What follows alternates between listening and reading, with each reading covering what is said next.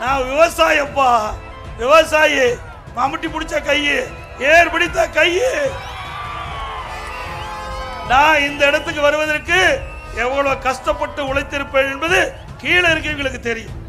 ஓட்டு நெருக்கி கிறுக்கி கசக்கி அங்கிருந்து வரலாம் சாதாரண விஷயமா? சொல்லுங்க பார்க்கலாம். ஆனா ஸ்டாலின் எப்படி வந்தாரு?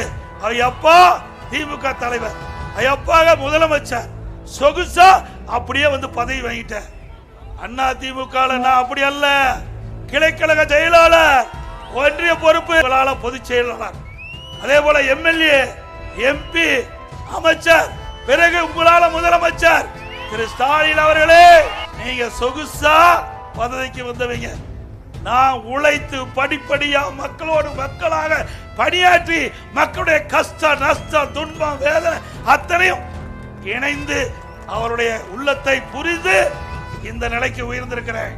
அதனாலதான் 4 ஆண்டு 2 மாத காலம் சிறப்பான ஆட்சி நாட்டு மக்களுக்கு தர முடிஞ்சது.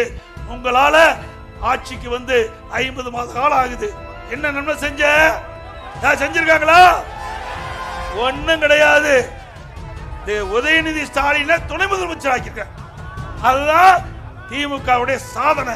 வேற என்ன சாதனை பண்ண?